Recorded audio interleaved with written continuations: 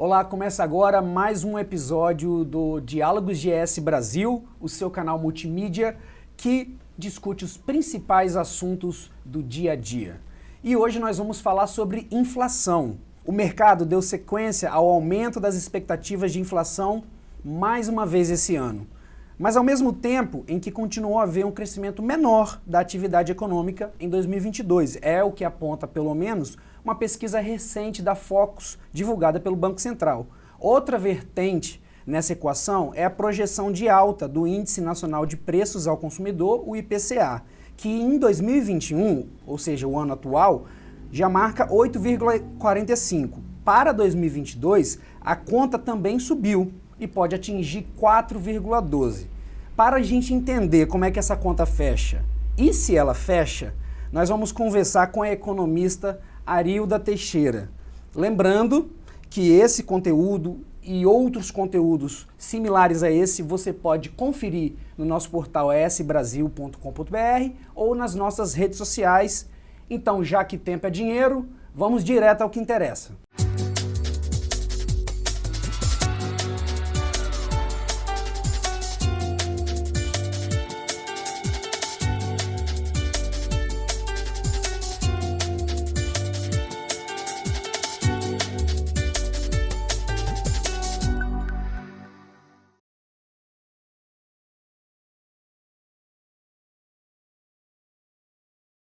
Professora Arilda, muito obrigado por atender o nosso convite, por vir aqui dialogar com a gente sobre um assunto que é muito complicado de se entender algumas vezes, mas obviamente, como economista, a gente consegue descomplicar.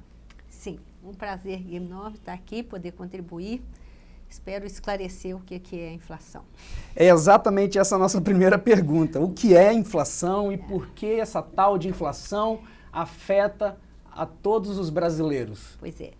Na verdade, são três perguntas, com três respostas. O que é inflação, o que provoca a inflação e qual é o efeito de haver inflação. Então, respondendo a primeira, inflação é o aumento do custo de vida. Por quê? Porque os preços, no geral, os preços subiram. Não é o preço só de um elemento. Por exemplo, não foi porque o preço da gasolina subiu e que a gente tem inflação, porque só o preço da gasolina não é suficiente. São os preços da economia como um todo sobem, então o custo de vida sobe, porque vai precisar mais reais para comprar aquele mesmo produto que comprava antes, certo? Então, a inflação é um aumento de custo de vida. O que provoca a inflação? É um fato que ocorre na economia, que encarece o custo de produzir, aumenta o preço do custo de produzir, e aí tudo que é produzido tem o seu preço aumentado, então os preços sobem, certo? Mas tem que ser todos os preços da economia. E a terceira resposta, qual é o efeito da inflação? É o resultado mais ruim. Ele empobrece as pessoas. Na terminologia da economia, a gente fala assim, ele corrói o poder de compra do dinheiro. Então, uma nota de R$50 não vai comprar mais aquilo que ela comprou no período anterior por conta do aumento de preço. E é até mesmo por isso que talvez alguns países que têm uma inflação muito alta, né? Como a gente já teve no Brasil em outras épocas, acabam tendo notas altíssimas, né? Eu me lembro que na Indonésia, por exemplo, eu saquei 1 milhão de rúpias, se não me engano, que era $100, né? O banco acaba precisando perder o valor monetário daquele dinheiro para poder conseguir suprir aquela compra e aquela produção, né? Exatamente isso. É por isso que a gente vai ao mercado hoje e a gente percebe que nosso dinheiro não vale muito. O que anteriormente ou em outras épocas você ia lá com R$50, comprava um arroz, um feijão. Não, é melhor falar assim, olha, A gente ia com R$50 e comprava 1 quilo de arroz, 2 quilos de feijão, 2 quilos de carne. Agora a gente vai com R$50, não consegue comprar 1 quilo de arroz, 1 quilo de feijão e 2 quilos de carne. Agora a gente vai ter que comprar meio quilo de carne, porque a carne subiu tantos por cento, vai ter que comprar só 1 quilo de feijão e meio quilo de arroz. Isso é a perda de poder de compra do dinheiro. Agora, isso é importante falar, porque aí esclarece para a população. E esse é o lado mais perverso da inflação. Porque se ela corrói o poder de compra do dinheiro, quanto menos dinheiro a pessoa tiver no bolso, mais ela vai ser prejudicada pelos aumentos de preço. Então, na economia, a gente costuma dizer que a inflação é um imposto, sabe, um imposto regressivo? É aquele que cobra mais de quem ganha menos. Então, a inflação, além de ser um distúrbio, ela dissemina desigualdade social, pobreza e tudo mais. E sempre os menos favorecidos pagam mais caro por essa distorção. Infelizmente. Infelizmente. E é uma questão que todos que estão assistindo podem se relacionar facilmente, porque realmente o momento que o país vive é de uma inflação descontrolada e outras questões que eu vou abordar nessa pergunta aqui, né? Que talvez seja o pior patamar que a gente está nessa década, o preço do combustível, o preço do gás de cozinha, a conta de energia. E aí vem uma pergunta que talvez você, como economista, consiga apontar alguns caminhos. O que o governo federal ou estadual pode fazer para, pelo menos, congelar a situação do jeito que está? Porque a gente já está pagando 6, 6,15 na bomba de gasolina. Fica o medo de que até dezembro vamos pagar 7. O que o governo, quais são os mecanismos econômicos ou políticos que a gente pode, que o governo poderia utilizar para frear essa inflação? Você não vai gostar da minha resposta, mas eu vou falar assim mesmo. Não é governo que resolve esse problema. Bom saber. É Banco Central, autoridade monetária, que é o órgão responsável por dar estabilidade para a moeda. Moeda é o nome que o economista usa para se referir a dinheiro. E, nesse momento, esse aumento de preços, esse aumento de custo de vida, ele é responsável por um daqueles fatores que eu falei, de que, o que é a inflação, né? Esse é o efeito dela, o que causa e qual é a consequência. Nós estamos sob um choque inflacionário, que também é um fato, que aumenta custo de produzir. Esse choque, ele está localizado no mundo inteiro. Os países, de uma forma geral, estão tendo seus custos de produzir aumentados, porque os preços dos insumos foram em moeda estrangeira, em dólar e em euro, aumentaram. E aí, no caso do Brasil, quando vai trocar a quantidade, se aumentou o preço do euro ou do dólar, para comprar $1, eu vou precisar de mais reais. Para comprar €1, eu vou precisar de mais. Ou seja, a nossa moeda frente à moeda estrangeira desvaloriza. Entendeu? E esse movimento é uma conjuntura internacional.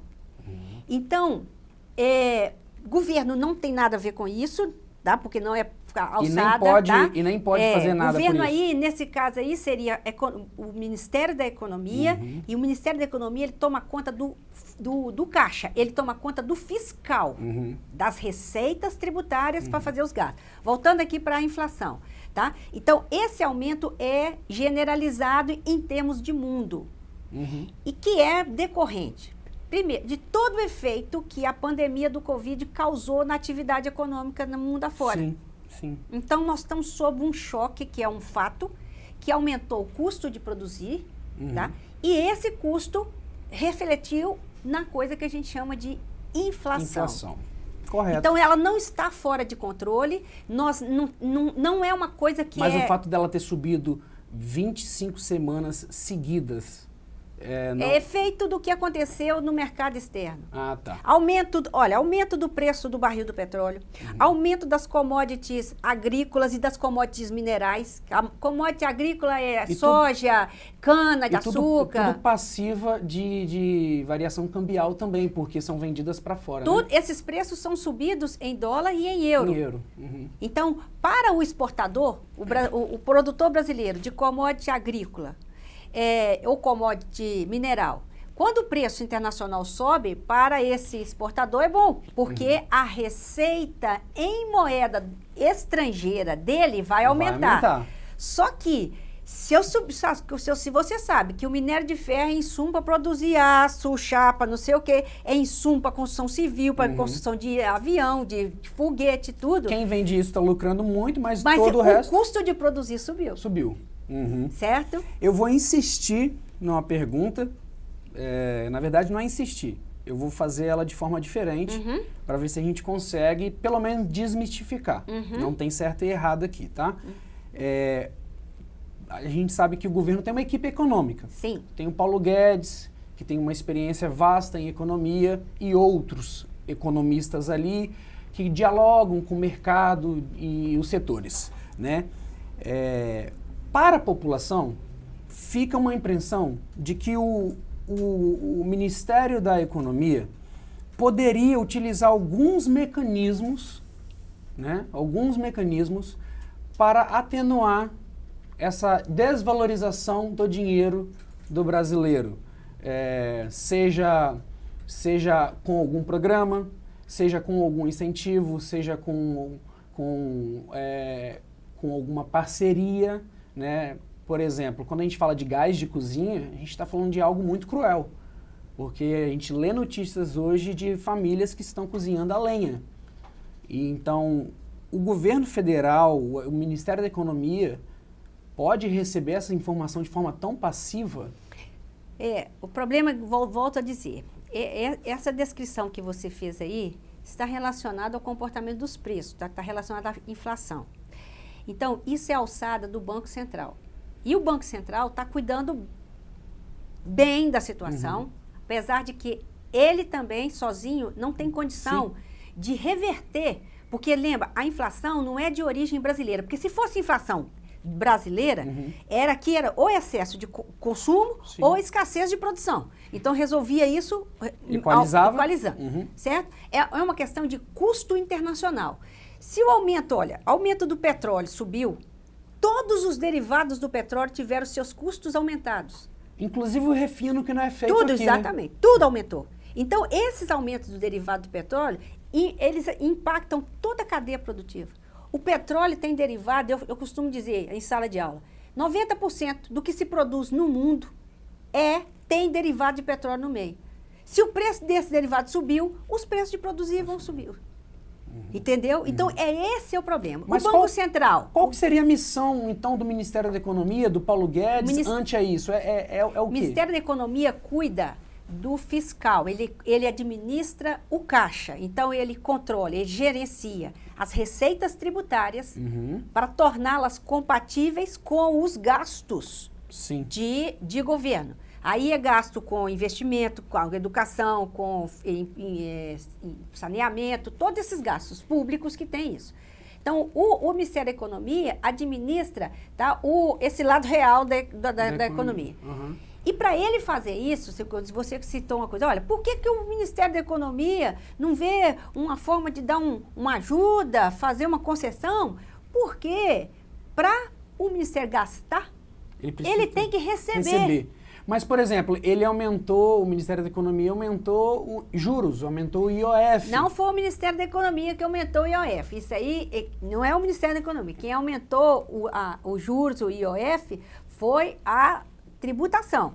Foi a Receita Federal. Para a gente entender aqui, para falar a língua de todo mundo, o que vem a ser a tributação? Quem que é esse personagem? Tributação é o sistema tributário. Mas não tem um nome, não tem um cargo, não tem um setor que aumenta? Quem cuida do sistema tributário também é um setor dentro do Ministério da Economia. Portanto, o Ministério da Economia também. Sim, mas acontece que, exatamente. E por quê? O que poderia ter feito? O setor fiscal poderia ter, o sistema fiscal poderia ter reduzido as taxas de IOF, não é isso? Qualquer empresa, de IPI, todos os impostos. Tá bom. Podia do tempo que ele não vai poder. Por quê? Ele só pode, o Ministério da Economia só pode gastar o que tem. Se ele tiver receita. Sim. Não incorre nas pedaladas ou então, que a gente já conhece. Ou então ele só pode gastar se ele cortar gastos. Eu brinco com os meus alunos assim, ó. Ministério da Economia, você quer gastar? Corta gasto. Corta gasto. Mas, entendeu? Professora, eu ainda estou paralisado aqui nessa pergunta pelo seguinte, o aumento do imposto ou o aumento dos juros não está mirando uma captação maior para que, quem sabe, captando mais, possa ter uma inflação mais controlada ou mais branda? Juros não está relacionado com o fiscal. Os juros é o dinheiro. E os juros, os juros são formados a partir da taxa básica de juros Selic, que é dado pelo Selic do Banco Central.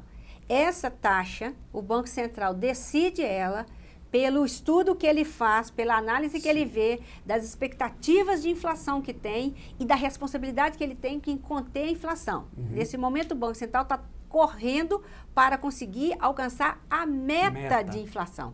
Que estaria em qual? 3,5%. 3,5%.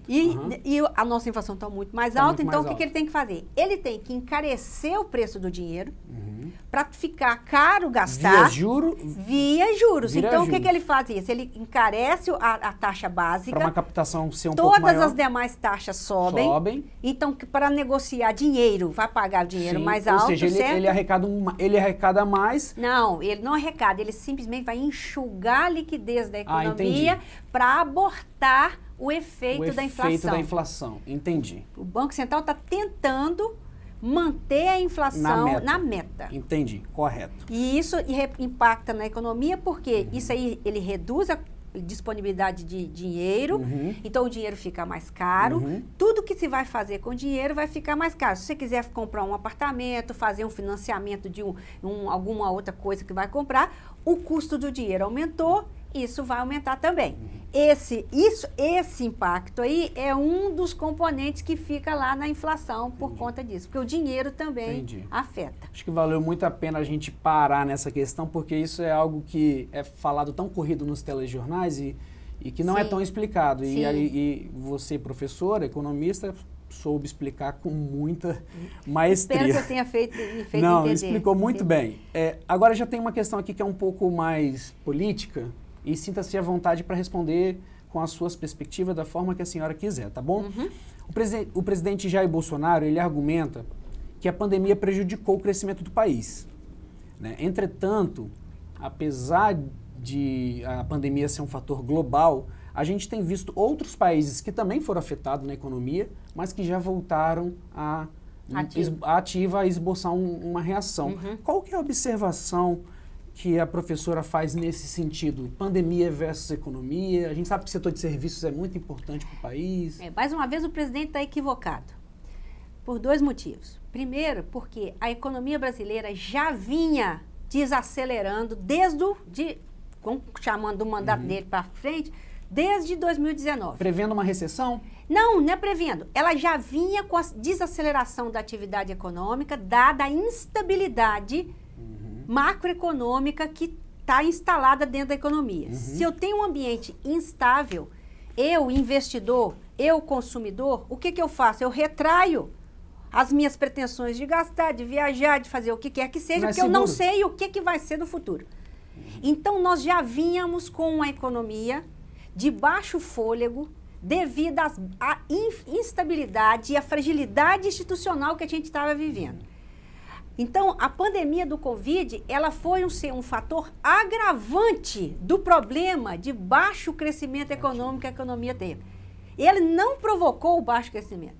Ele agravou por dois motivos. Porque o crescimento continuou caindo e porque não houve uma gestão adequada do aspecto, o impacto sanitário que o Covid representava, junto com o aspecto econômico que estava.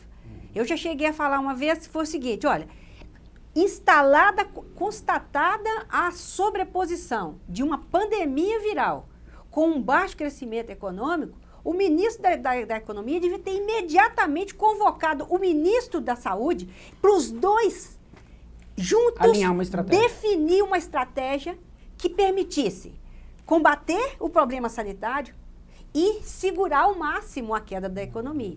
Que foi o que aconteceu, por exemplo, na Nova Zelândia. Sim, mas aí não aconteceu no Brasil, porque o ministro da Economia ficou sentado esperando o mercado se auto-equilibrar. Quando abriu o olho, já tinha ido boi com corda e tudo. E aí só agravou a situação. Entendeu? Entendi. É lamentável. Então, a Covid, ela impactou muito a nossa vida e acredito que vai deixar um rastro durante vários anos ainda, não acabou ainda todas as implicações. Mas ela sozinha não teria... Ela é só um componente. Exatamente. Senão os outros países não teriam recuperado. Uma questão que eu vou te fazer aqui, a gente já tratou dela, eu queria só que você explicasse as minúcias dela, que é a questão cambial. A alta do dólar e também de commodities, elas influenciam no cálculo da inflação ou isso depende de outros fatores? Não, esses aumentos influenciam a inflação, influenciam o aumento da inflação. Nós estamos sob um choque inflacionário. Isso é, nós estamos sob um contexto, uma conjuntura em que há um aumento de custo para produzir. O choque inflacionário, às vezes, é um choque de custo. Tá? Então, está um aumento de custo. O Brasil já teve inflação causada pelo mesmo sintoma? Sim, sim. Toda vez que aumenta os preços internacionais, isso causa inflação. Toda vez que a taxa de câmbio sobe, causa inflação. Você se lembra quando a presidente era Dilma Rousseff e ela, na ocasião, ela subsidiava parte do petróleo para chegar na bomba mais barato e acabou sendo muito criticada essa política da Petrobras. Esse tipo de ação do governo é legítima, é saudável do ponto de vista econômico? Do ponto de vista político, acho que a gente não precisa nem discutir, mas do ponto de vista econômico... Não, completamente errado. A Petrobras é uma empresa, ela é uma empresa privada, tá? Que tem ações em bolsa de valor, então ela opera em mercados internacionais. Então, ela tem que prestar contas aos seus acionistas. Ah, mas é uma empresa de governo. O governo é um dos acionistas. É um majoritário. Agora, ele não é um majoritário, ele tem 50%. Tem 50% de outros acionistas. Então, a Petrobras, isso que precisa entender, que o brasileiro precisa entender. Essa história que contaram para nós que o petróleo é nosso, isso é frase de efeito para enganar inocente. Tá? A empresa não tem pátria.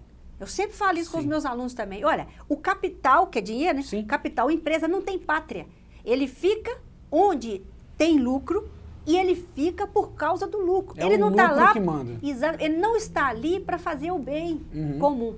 Se governo, por exemplo, se o governo brasileiro está tão interessado em ajudar a população, que tal ele cortar os gastos com o staff da administração pública? Diminuir a máquina? Exatamente. Que aí ele vai ter dinheiro para atender a população carente, para dar acesso, inclusive fazer um programa de treinamento para melhorar a qualificação, para ter acesso a algum emprego. Aí entra também o fundo eleitoral, exatamente, que está lá nas alturas. Então, eu acho que isso é querer enganar a população, fazer populismo. Exatamente, está errado. Tá? A Petrobras tinha que fazer isso, ela não tem que fazer isso. Ela é uma empresa. Aí, mas por isso que não podia ter privatizado a Petrobras. Não, é exatamente por isso que precisou privatizar a Petrobras, porque ela era cozinha do poder executivo e do poder legislativo. Entendeu? Então, ele usava ela... Uma empresa muito rica, né? Exatamente. A gente sabe que o mercado, quando a gente fala de mercado, parece um ser invisível, né? O mercado sentiu isso. Tem o gente mercado que não gosta de falar. O mercado parece uma coisa invisível, mas a gente sabe que esse mercado, que é uma pessoa invisível, ele é sensível a questões ambientais, à instabilidade política, que a senhora mesmo falou, a perspectiva de crescimento ou não. Então, esses atores do mercado, né, eles atuam gerando riqueza para o país, né? Esse é o objetivo, né? Muito embora a gente não sabe nem o rostinho de cada um deles, mas eles atuam dessa forma. A alta da inflação, ela é uma questão de preocupação, de sensibilidade para o mercado? Aquele agente do mercado, ele está de olho na alta da inflação e está segurando os investimentos dele? Ou isso não o preocupa? Ele está de olho na inflação, mas ele está com um olho na inflação e outro olho vendo o que o Banco Central está fazendo. A política Porque do Banco Central. conforme o que o Banco Central fizer, e tem um impacto sobre o negócio dele. Tá? O que é mercado? Mercado são as empresas que têm algum investimento que pode ser comprometido com a conjuntura que se está envolvida. Certo? Eu também não gosto da palavra mercado. Eu acho vago. Sabe? Muito vago e não define muita coisa.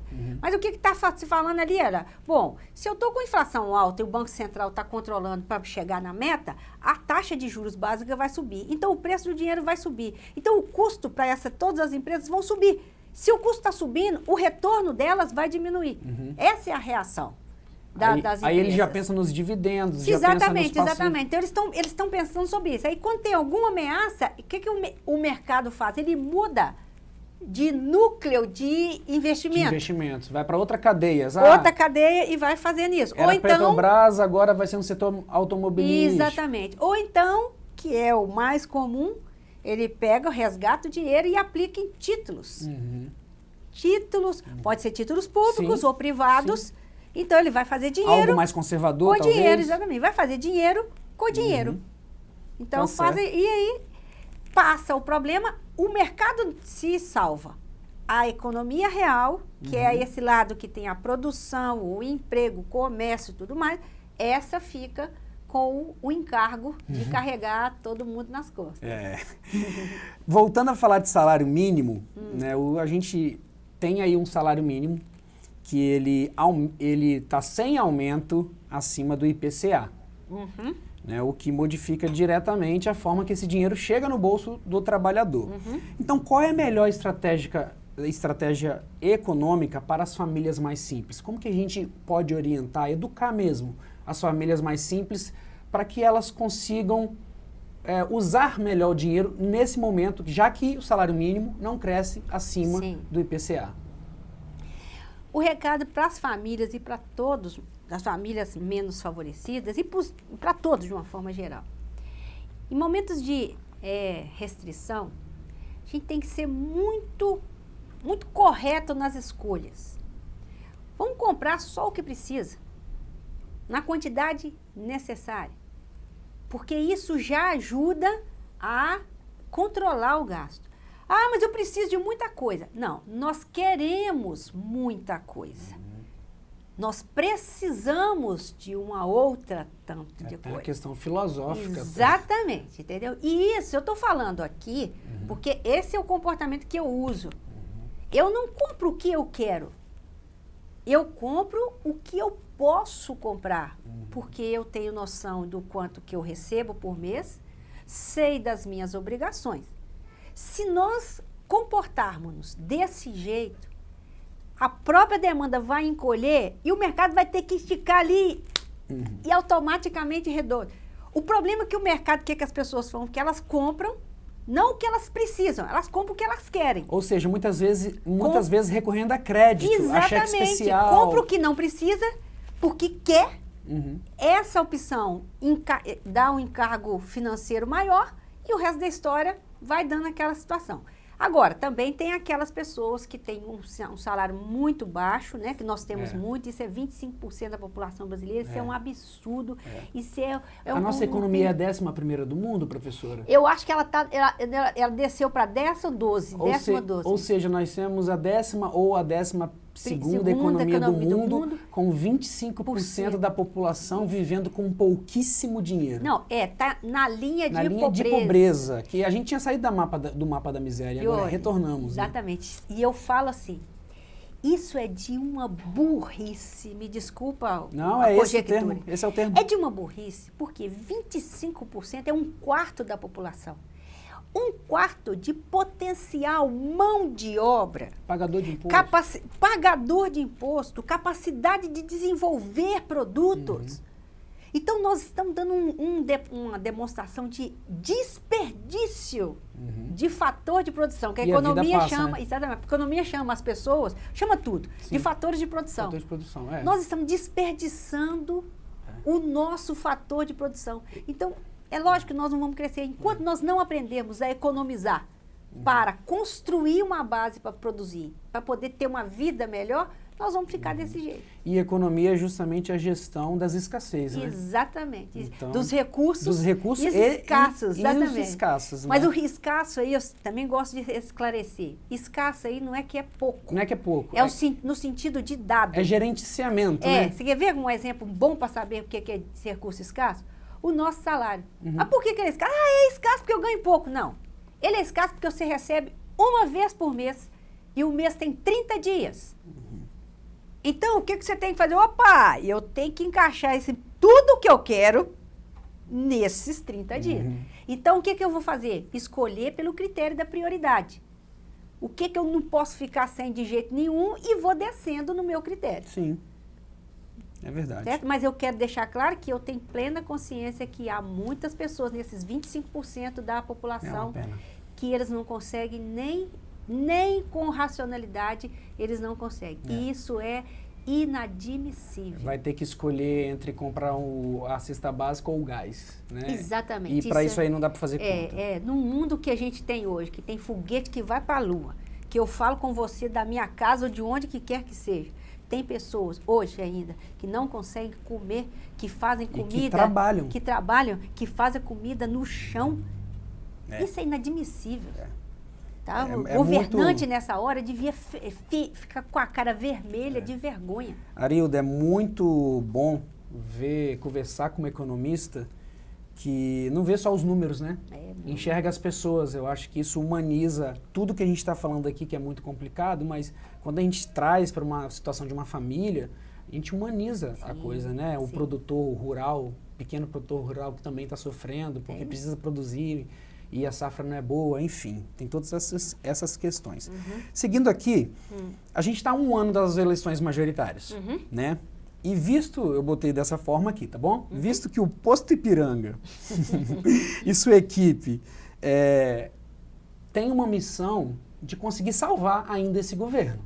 Porque, de acordo com as pesquisas tanto da IPEC e do IBOP, a rejeição do governo cresceu.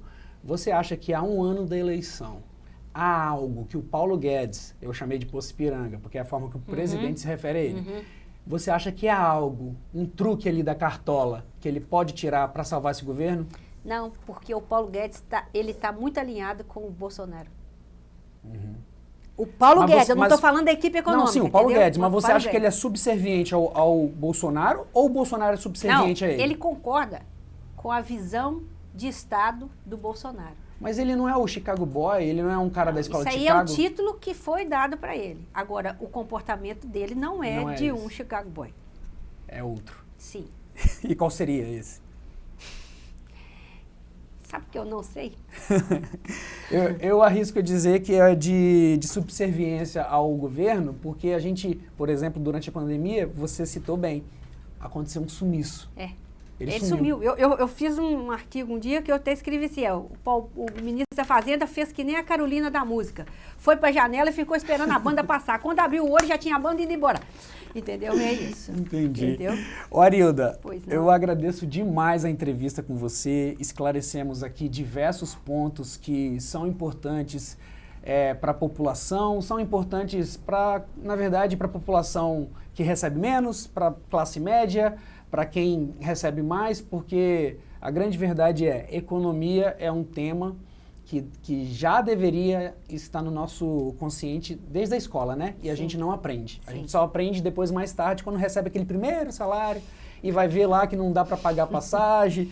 Então, eu acho que tudo que você falou para a gente aqui elucidou muito o panorama de inflação, panorama econômico e até mesmo político, porque foi o que a gente falou. Então, muito obrigado pela sua entrevista. Foi um prazer. Então, eu que agradeço pela oportunidade.